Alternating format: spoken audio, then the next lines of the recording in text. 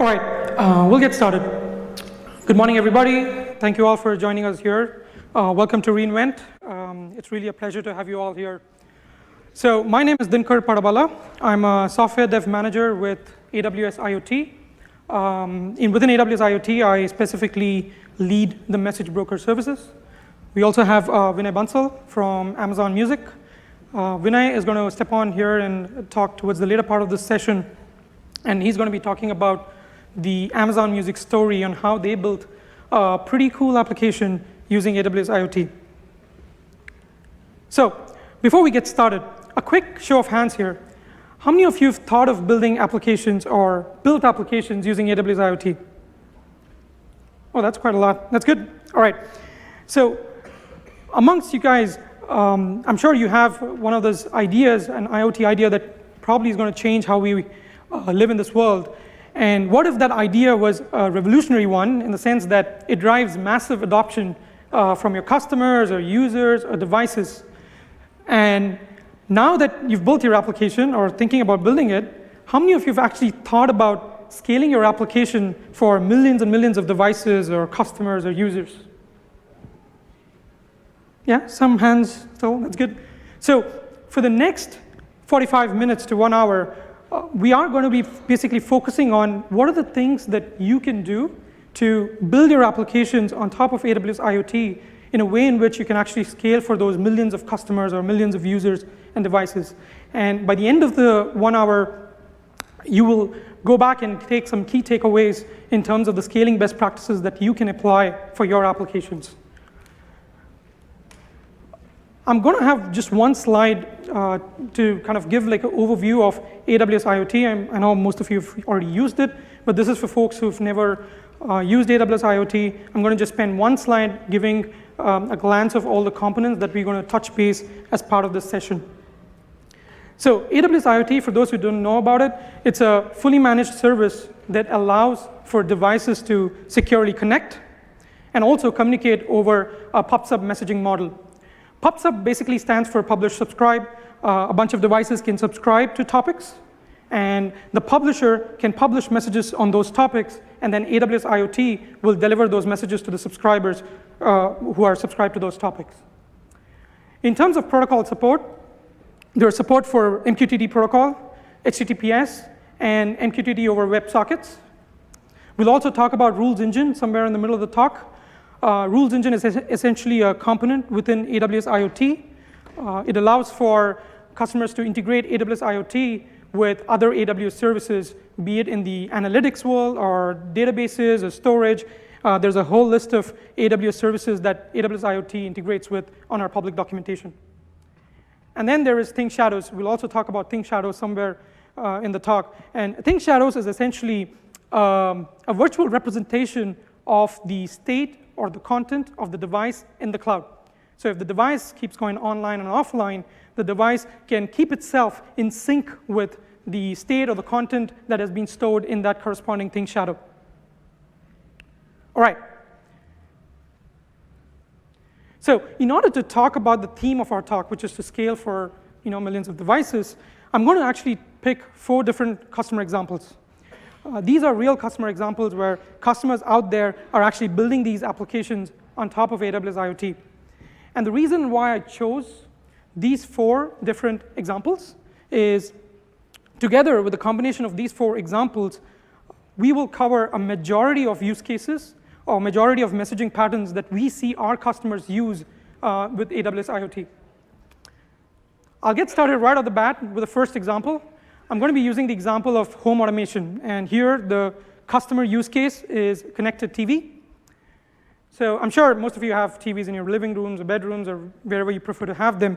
And you possibly also have an Alexa or a mobile phone in that same room as well. Who wouldn't want to control the TV with your Alexa and not having to worry about that always lost remote under the cushions, right? I would love to do that. So the way you would want to do it is basically there is a controlled device, which is the TV itself. And then there is a controlling device, the Alexa or the mobile phone, which you can give instructions to basically get the TV to do whatever you want it to do.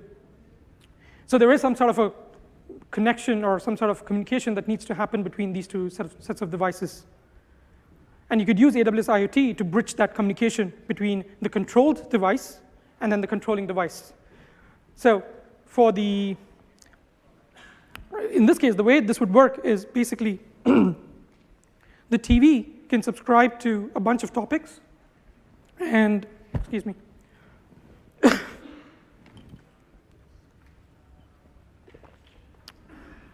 the TV can subscribe to a bunch of topics, and these topics basically map to whatever the commands that the TV supports. So in this case, I had an example of switch on, switch off, volume up, volume down, and so on. And when you spell out the instruction to your Alexa, or when you hit the button on your mobile phone, you can have your Alexa or mobile phone publish that message for that corresponding command onto AWS IoT topic, and AWS IoT will deliver that message to the TV, and then the TV can act upon it. Pretty simple, pretty straightforward, right? There's a slight optimization here. Now, let's say the TV supports many commands and many features, and this is pretty common in TVs that come in today's world. So let's say the TV actually supported 100 different commands that you could control with your Alexa or your mobile phone. So in this case, the TV would have to subscribe to all those 100 different topics. Works, but it's kind of inconvenient, right? One, the TV has to remember all those subscriptions, and every time the TV connects, it needs to make sure that it's subscribing to all those different topics, and even if it misses out on one single topic, that particular command might not work. And the second aspect to it is there is cost implication. So again, every time when the TV connects, as part of that connection, it needs to go subscribe to all these 100 different topics, and each subscription or each subscribe request is a message to AWS IoT, and it incurs some sort of cost. So a slight optimization for this would be to use wildcard subscriptions. AWS IoT supports the wildcard subscriptions that MQTT protocol has. So the equivalent of subscribing to all those 100 different topics is you could just have one subscription called command/plus. And plus here basically acts like a regex, and you can use that plus instead of all the other commands that you would have to list down.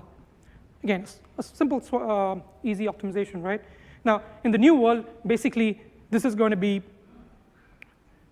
the TV, instead of subscribing to all those topics, it just subscribes to a single subscription. And no matter what the command you give from your Alexa or your mobile phone, the corresponding publish can happen on the topic, but the TV is still going to receive those messages, and it can act upon it. But wait, what if we had millions of TVs? In fact, 1 million TVs is not a big deal for a successful TV company, right? If we were a successful company, we'd probably be selling millions and millions of TVs, like if you know some of those successful companies. Now, if we had lots of such TVs, what would we do? Sure, we can think of some sort of a device ID for each of our TVs, and plug that device ID somewhere in the topic. And that helps in kind of identifying which TV that the command is being issued for, and that solves the problem. But the key question here is that we need to add this device ID somewhere in the topic, and somewhere where. Either it needs, you could probably add it to the prefix of the original topic that we had, or you could put it in the middle between the command and the wildcard, or you can actually put it at the suffix after the wildcard. Now, why is this really important? Like, does it really matter where I put my device ID? It kind of does. And in order to be able to answer the question on this slide here, we need to kind of understand a little bit about what AWS IoT does to your device subscriptions. So in my example, like when we have this TV, when it issues a subscribe request on a subscription, including wildcard subscriptions onto AWS IoT, behind the scenes, that subscription is being stored somewhere, right? It's being stored in some sort of a data store. It's not relevant for this conversation what that data store is and what that looks like, but the point is that this subscription has to be stored somewhere. And then when the publish request comes on a particular topic, AWS IoT has to fetch all those subscriptions, including the wildcard subscriptions, and then find out who the subscribers are and then deliver that message to those subscribers. So the key here is that when a subscribe request is issued to AWS IoT, it's a write operation. And when a publish request is issued, it's a read operation in that the topic now has to be matched to all the wildcard subscriptions as well as the normal non-wildcard subscriptions, and then that result has to be fetched from this data store. So I'll zoom in a little bit into the data store of how we were going to store this. So for 1 million TVs, we would need 1 million subscriptions, assuming each TV had that wildcard subscription that we talked about.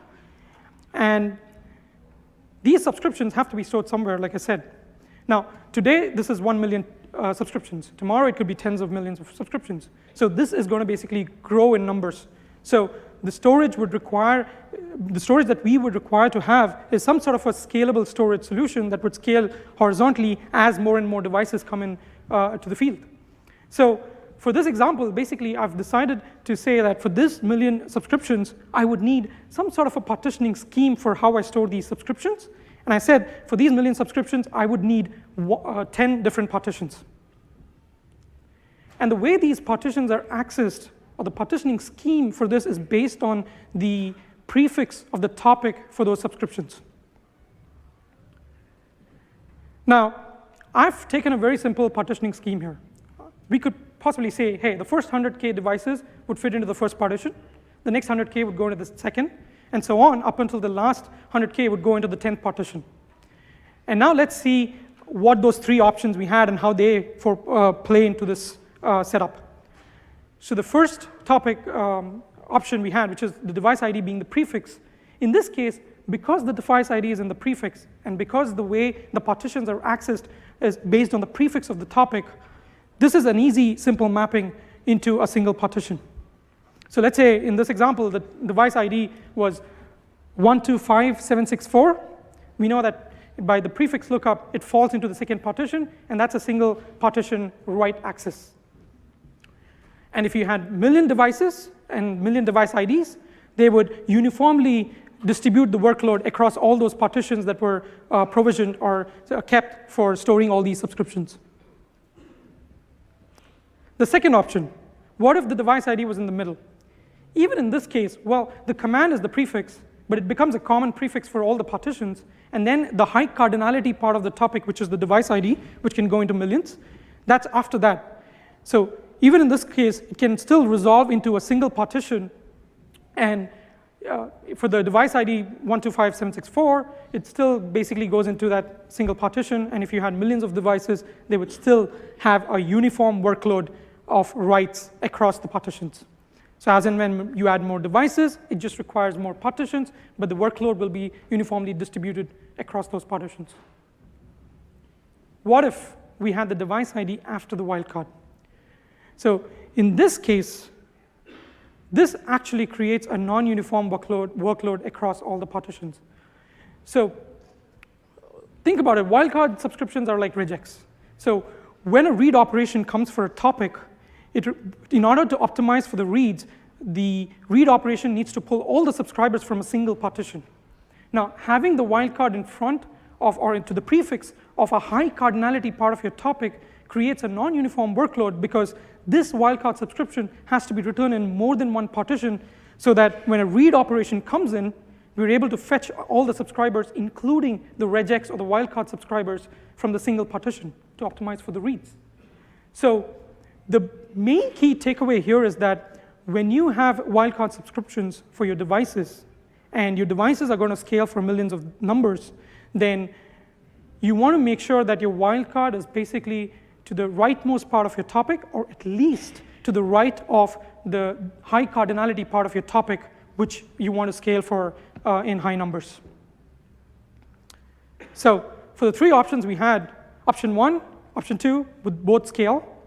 But the third option, where we had the wildcard to the prefix of the high cardinality part of the topic structure, is not going to scale. Something to keep in mind. So this will be the end of the first example, and I'm going to close it out with the key takeaways from here. So we talked about how you could use wildcard subscriptions to consolidate your subscriptions. It's convenient, and it saves you on some sort of cost.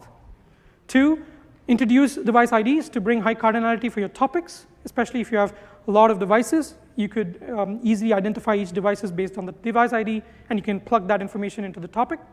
And the third and the main key takeaway from here is that if you have wildcard subscriptions for your devices, and if you want to have many of those wildcard subscriptions, then the good practice or the scalable practice is to have the wildcard subscription towards the rightmost part of your topic, or at least to the right of the high cardinality part of your topic structure.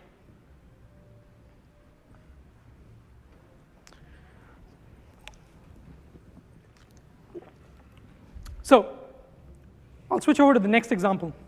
Here I'm using the example of telemetry, and the customer example here is connected wind farms. So let's say we are a company who is responsible for opening up wind farms across the world, and we have to make business decisions on what are the places where we want to launch or open up new wind farms, or what are the places where we want to shut down the existing wind farms because they're not being really efficient. Now, the way we would do this is, well, we thought about deploying a lot of sensors across the world on various locations, on locations where we think we might have to open new wind farms, or the locations where we already have existing wind farms. And now, these sensors, using these sensors, we want to collect data from these sensors about the wind speed or any parameters that help us decide on the business decisions that we need to make. And now that these sensors can collect that data, this data will be vast, depending on how many we deploy, and that vast amount of data needs to be ingested somewhere into some sort of backend storage solution so that we can run our analytics engine and make those intelligent business decisions that we want to do, like open 2 new wind farms on the right side of the screen, and then take one off because it's not being efficient. Now, again, AWS IoT can be used to pump and ingest that vast amounts of data at high throughput. The way this would work is you can have your sensors publish onto a topic called sensor/wind speed. This is an example.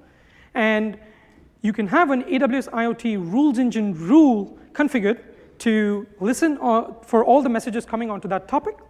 And then you can also have the rule to have an action to write all those messages into Amazon Kinesis.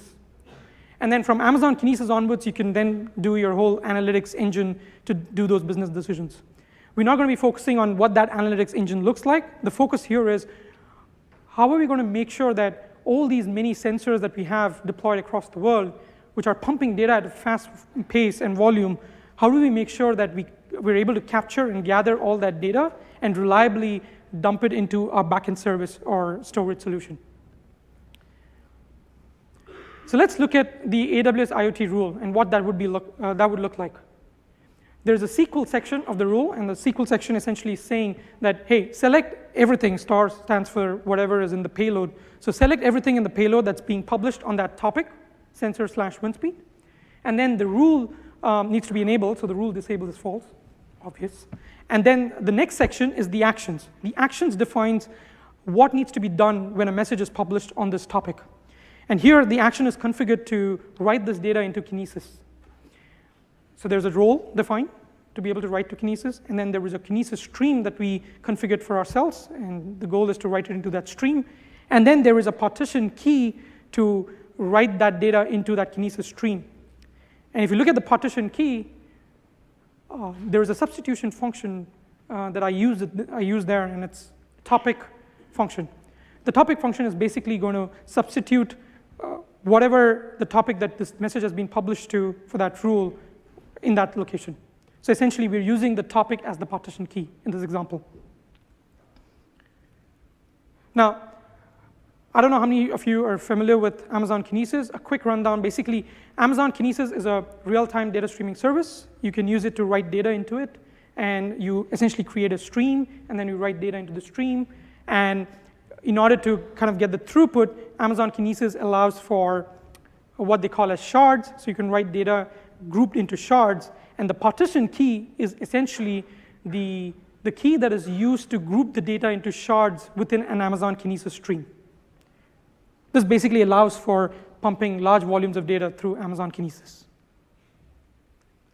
Now, let's try to design this problem a little bit. Let's say we are the developers in this company who are building this solution, and we go kind of understand the requirements. It turns out that by 2020, we got to deploy 1 million sensors.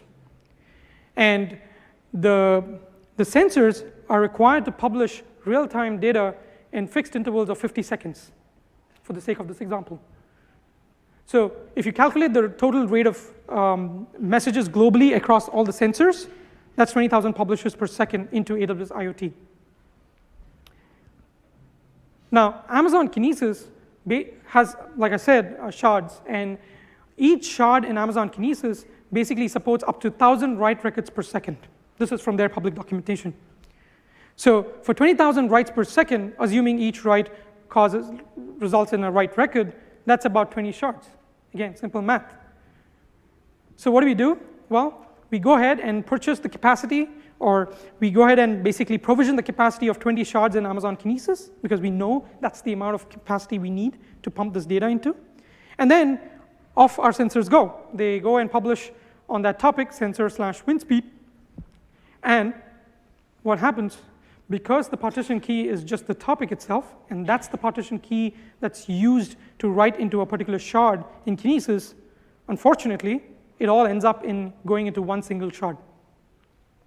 So we did all the hard work, and we said, oh, we need to provision this much of capacity, kept that in place, but guess what? When the sensors start publishing, most of that traffic gets throttled because all the capacity is not being used uniformly. So again, how do we distribute our writes? Think of high cardinality for your writes. Think of ways in which you can spread that workload evenly across the shards.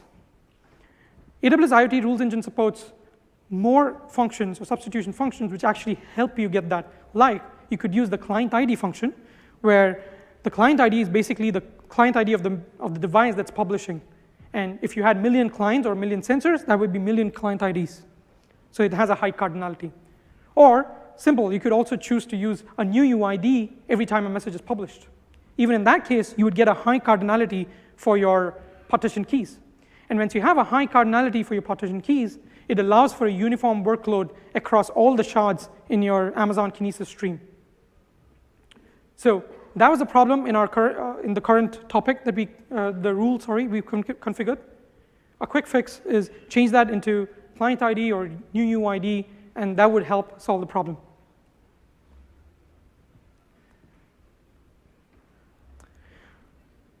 So the key takeaways from here is that basically when you have use cases where you want to pump large amounts of data with high throughput into a backend downstream service, first of all, make sure that you have enough capacity for that service that you're writing this data into. Make sure you've provisioned that capacity. Two, once you've provisioned that capacity, make sure that the access keys that you're using to write this data into that provisioned capacity is evenly spread out across all the capacity that you've configured for that downstream service.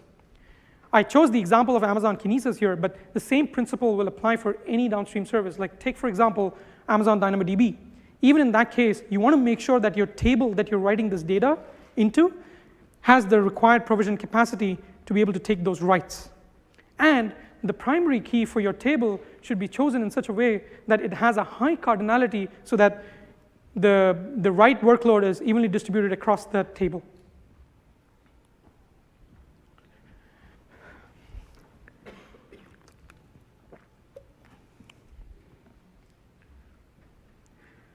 So now we're on to the third example. Here I chose the example of device data delivery, and the customer use case is connected cars. I'm pretty excited about connected cars. Can't wait to see more of them on the roads.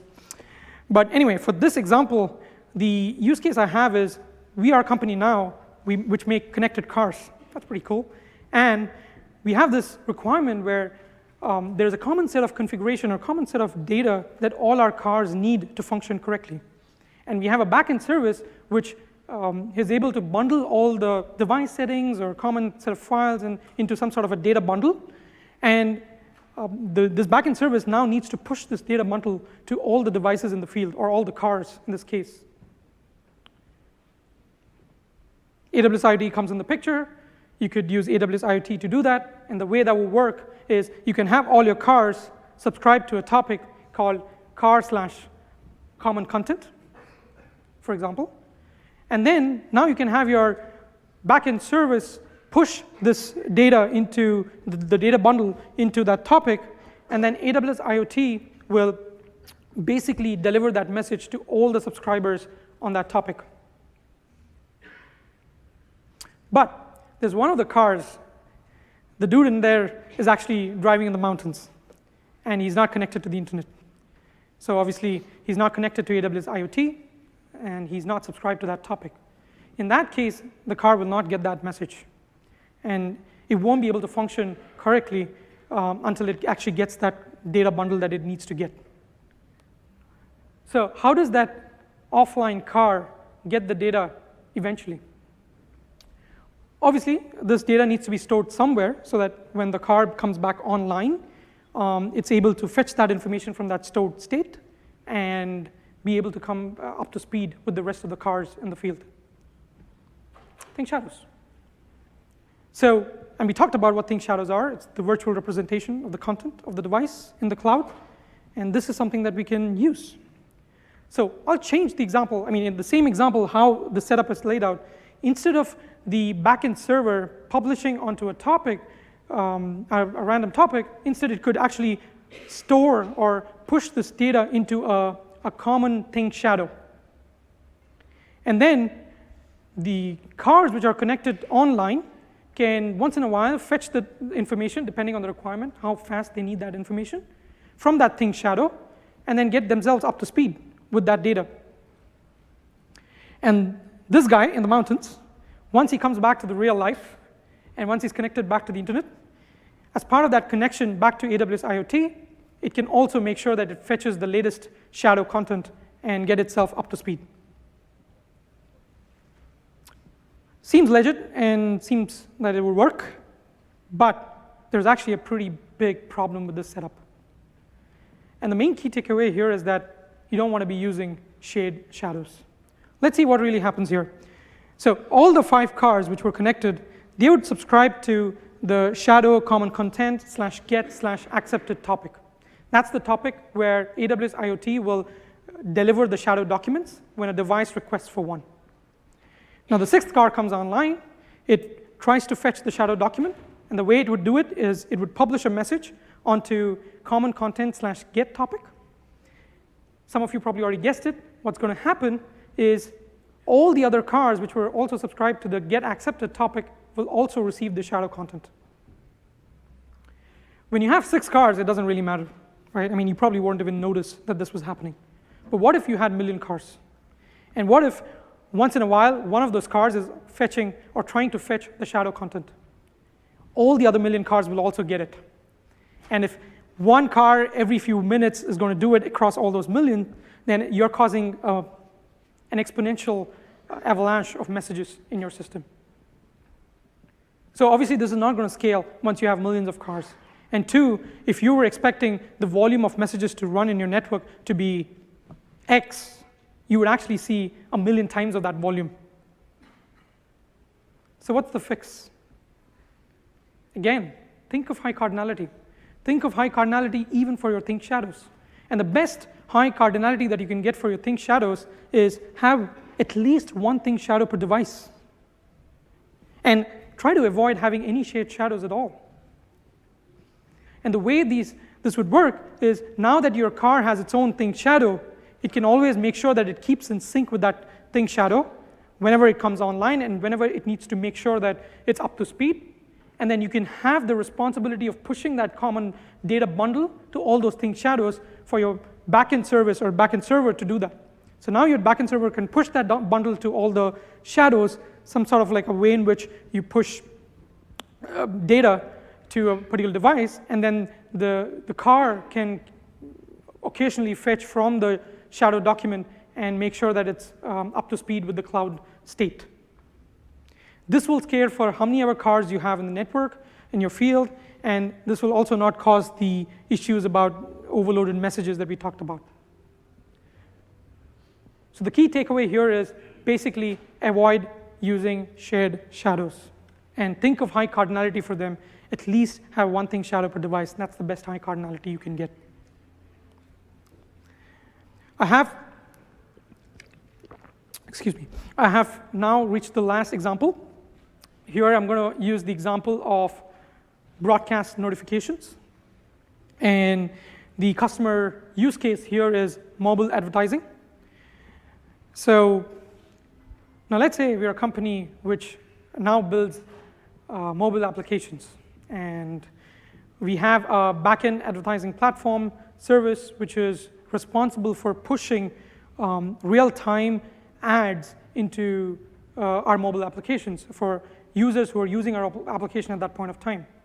And the way we want to do this is we want to make sure that we kind of group our users who are using our application in some sort of groups.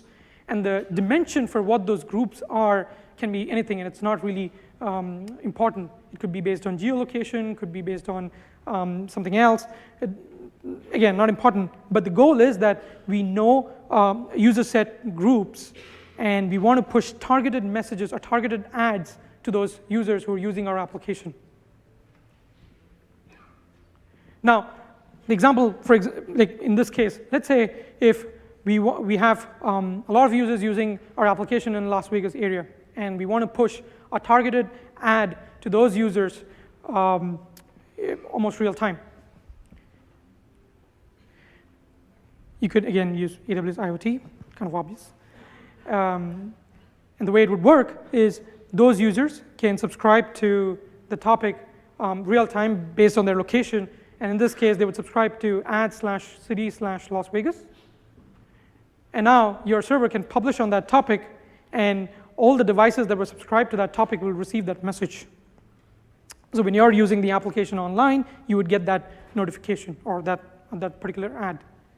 So the pattern in which this messaging, like this whole messaging pattern works, internally we call it a fan out, essentially, because when a message comes on a topic, AWS IoT has to replicate that message to all the subscribers on that topic, and it needs to kind of fan that message out to all the subscribers.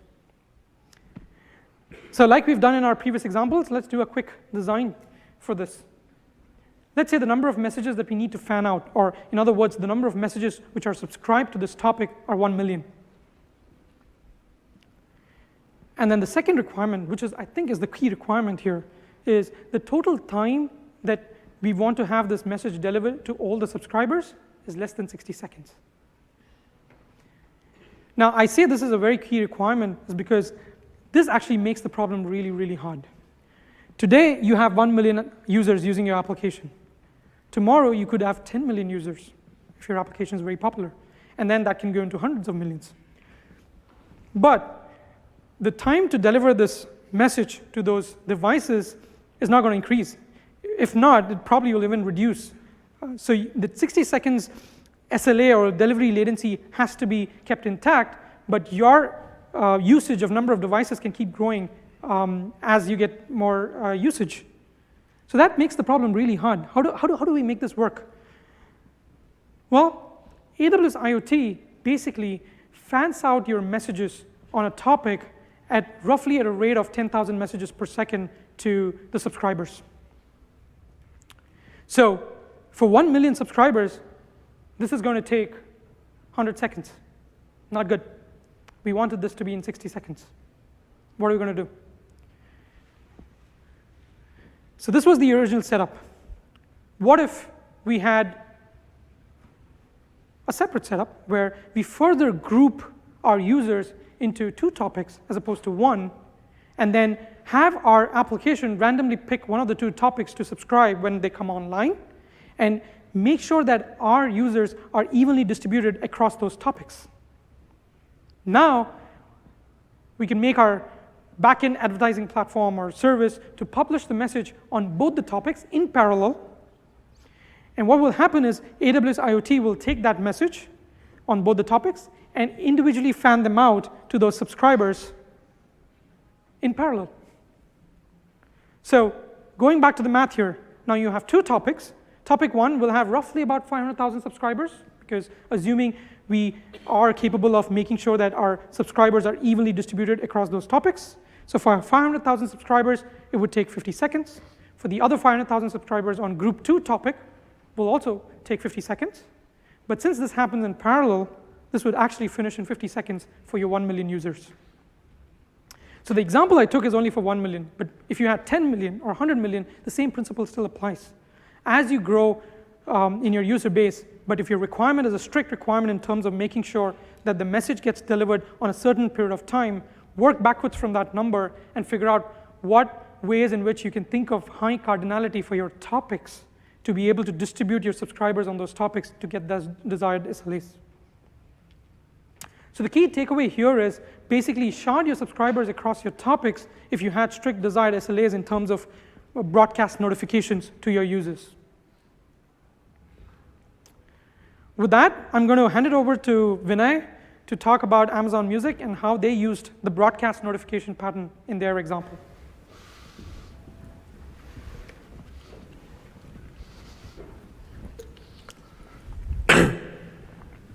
Thank you, Dinkar. Good afternoon, everybody. My name is Vinay Bansal. I'm a software dev manager with Amazon Music. I'm going to talk about how we leverage AWS IoT service using that in a broadcast pattern that Dinkar just mentioned to solve one of our use cases earlier this year. So just a little bit of background. Amazon Music offers a music subscription service for Amazon Prime and Amazon Music Unlimited subscribers so that they can get access to millions of tracks in our catalog. Earlier this year, we launched audio streaming of live soccer games from Bundesliga and other soccer leagues on our app. This presented a different challenge for us. The challenge was to be able to provide near real-time updates for all the events that are happening on the game to all the connected users listening to the game at the same time. Now, these events could be a goal, a red card, or maybe even a substitution. Because the user is listening to the audio stream, we want to make sure they're able to see these live updates on their mobile or web screens at the same time without a lot of lag. Next, I'm going to talk about these browse views that the customer actually sees. So first, here's an example of games page, we call it. This page gives you the complete schedule of all the games, whether they're upcoming or whether they've already passed. So for the whole season, you can go and look at all the games, what their current status is. So it won't give you the detailed view, but it will tell you what the current score of the game is and what the status of time clocks or game clock is. Secondly, here's the Now Playing page, where you can look at the detailed view of any game. It will give you the stats. It will give you all the events that have happened in the game. And you can also start the audio stream for the game. Now, we want to make sure that all the updates that happen reach both the browse views for all the connected users. Now, what were our design goals for this real-time update platform? We wanted to make sure that from the time that an event happens in the game to the time that the last subscriber or the last user gets that update on their phone or on web, the total elapsed time should be less than 60 seconds for the reasons that I mentioned earlier. Second important criteria was obviously scalability. At Amazon, we build everything at scale. We want to make sure whatever platform we end up using is able to handle that traffic. So initially, our goal was for the platform to be able to handle at least up to 1 million users. Then, important criteria number 3, development support. So we have apps available on Android, iOS, web. We wanted to make sure whatever platform we went with could easily be integrated with all of these available platforms. So I'm going to talk about the different paradigms that we considered while looking for a solution for this problem. So push versus pull. So everybody here, I'm pretty sure, knows about both the platforms, both the paradigms. We're going to talk about pull first. So pull is a traditional client-service interaction model that everybody's aware of, where a client initiates an action, they call a REST service, and the REST service comes back with a response, which gives you the next state of the user or the customer, right? How would that solve this particular problem? Because in this case, the client is not aware whether an update in a game has happened or not. So the only way to solve this problem using this model is for the clients to be able to poll the API every few seconds or minutes, right? What would this mean? This would mean that I will have to build a REST service that all of my clients will keep polling. What are the disadvantages that you can see with this model? The two main disadvantages I want to talk about here. One is cost. So in this model, all the clients are calling a REST service almost at the same time. So in the worst case scenario, you have to scale up for that REST service to be able to handle up to 1 million TPS. And at other times, it's sitting idle, and nobody's calling the service. So it's unused hardware, which is not ideal. Second, latency. Let's say I set up the poll mechanism to poll the REST service every 60 seconds. Now, this has guaranteed that none of my users will get that update before those 60 seconds are over. So it ensures that all the live updates would be delayed by at least 60 seconds. Again, doesn't work for us. That's when we considered the push mechanism for this. So with push, the idea is that clients are always connected to a backend push service through a WebSocket. So AWS IoT supports use of WebSockets with MQTT protocol. And here, the onus is on the push service to provide any update and push it down to all the subscribed users. This is where we thought this could help us. This has none of the disadvantages that we talked about with pull model. We don't have to scale our REST service to handle 1 million TPS, and it just works when it's required. Now, I'm going to discuss the very simplified version of the architecture that we ended up building using the AWS IoT platform that served us really well.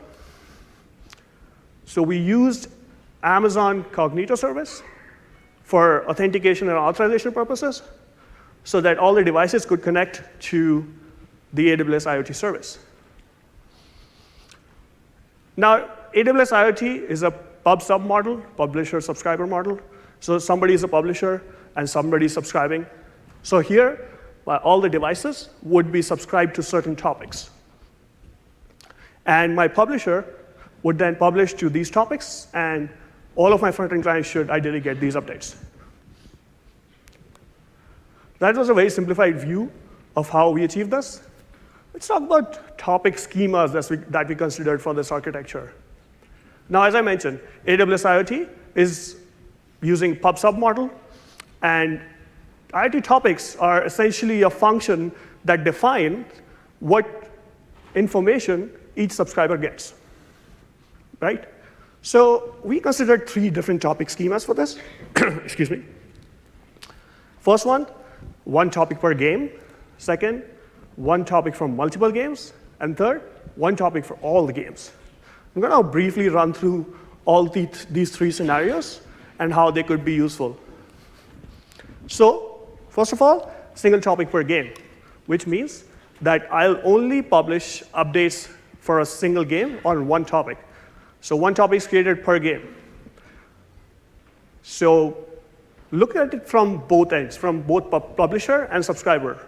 From publisher's end, the publisher needs to know which topic does it need to publish the data on for that particular game.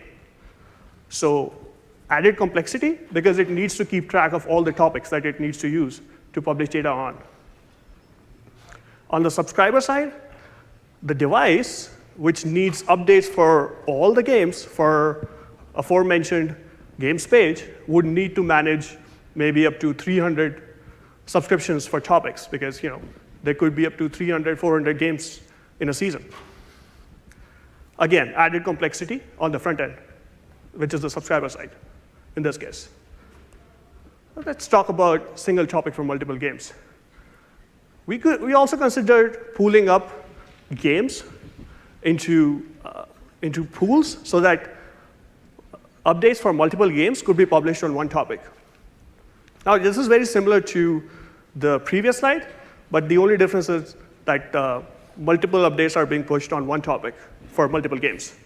On the publisher side, the complexity remains almost the same. On the subscriber side, again, complexity remains the same because they need updates for all the games. Now, this is the scheme that we ended up using, where we just needed one topic, and that would contain updates for all the games that are happening. So on the publisher side, we could reduce the complexity. We don't need to keep track of all the topics that could be used. Publisher could to publish multiple updates, put them in one message, and publish that to one IoT topic. And same on the subscriber side, where subscriber only needs to maintain one subscription for one topic, and it gets all the updates to that one topic itself. So this worked out really well for us. I'm going to talk about how we're going to scale. So this worked out for us for the number of users that we had at that time, but this is not going to work as we scale, as we grow our application, as more consumers use our platform. Why? Why not? Because AWS IoT has a fan-out latency per publish, right? Which means that for each fan-out, it takes X amount of time. Now, if more subscribers subscribe to that one particular topic, it would keep adding on to that latency, which is not acceptable. We want that latency to be within those certain bounds that we discussed earlier, 60 seconds. So what we can do is create multiple topics and pool devices into those topics, which means certain devices would get updates from one topic, other devices would get updates from another topic. So none of my devices are creating multiple subscriptions. They know what topic they need to subscribe to. But the complexity increases on the publisher side here, because now my publisher has to publish the same updates to these multiple topics parallelly. But this solves our problem. We're able to scale now. So next, I'm going to do a recap and talk about how AWS IoT helped us solve this problem. One, the most important factor was latency. We were able to do this within the 60-second constraint that we had set up for ourselves, thanks to Dinkar and his team. They worked with us really well. Second, message size. So AWS IoT supports a message size of up to 128 KBs, which means that we could combine multiple updates for the game and publish them as one message. This reduced the complexity on the publisher side and also saved us on cost, because there's a cost associated with each publish as well. Now, authentication and authorization are really important. So we were able to integrate with Amazon Cognito and leverage that integration with AWS IoT to support authentication. One of the most important factors where AWS IoT really wins and won for us was the ability to do rapid prototyping.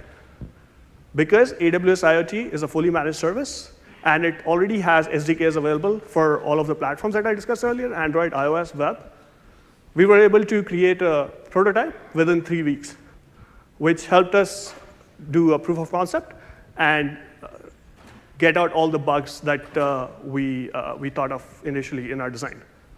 So this is how we leverage AWS IoT to build one of the very important features that we launched earlier this year, which is audio live streaming of soccer games on Amazon Music app. I'm going to invite Dinkar back to talk about the key takeaways from this presentation. Thanks, Vinay. All right, so we're towards the end here. I'm actually going to just do a quick recap of all the takeaways we talked about for the examples, and I'll open up for questions. So basically, we talked about 4 examples. In the first example, we talked about the connected TVs and why it's convenient to use wildcard subscriptions to consolidate your subscriptions, especially if you have like your device having to subscribe to hundreds of topics. Then we talked about what is a good topic structure model, especially when you have wildcard subscriptions. So if you have wildcard subscriptions, you want to make sure that your wildcard is towards the right of the high cardinality part of your topic, like the device ID in this case. Then we talked about the telemetry use case, and there we talked about what are the ways in which, so we talked about basically what you need to do to make sure that you have enough provision capacity for your downstream service that you're writing this data into. So the math behind that. And then we talked about what are the ways in which you can choose the access keys to write this data into the backend service in order to make sure that you have a uniform workload of writes across that provision capacity. So think of high cardinality for your access keys. Then we talked about think shadows and how think shadows can be really helpful when your devices go online and offline in order to make themselves keep up to speed with what the state should be. We talked about why it is really dangerous to use shared think shadows. Avoid it. But if you want to have your devices scale to millions and you want to use think shadows, think of high cardinality for your think shadows as well. And the best high cardinality you can get is have at least one think shadow per device. And then that will scale for how many ever devices you need. And in the last example, we talked about a broadcast notification pattern where you have a requirement to fan out your message and push to multiple and many millions of devices with strict requirements on how fast that delivery needs to happen. In those scenarios, you could think about how you can basically get high cardinality even for your topics to fan out, and then have your subscribers get evenly distributed across those topics, and then have parallelization kick in to the point where you can get the desired SLA for all the devices to receive your notifications. And lastly, we talked, Amazon Music actually gave their example of how they built this super cool application and utilized the broadcast notification pattern using AWS IoT. I'm going to stop here and call it a day, but we can open up for questions. We have a few more minutes. And then I'll be available also in the hallways after this talk if you want to kind of reach out and have one-on-one questions. Sure. In the offline. Thank you.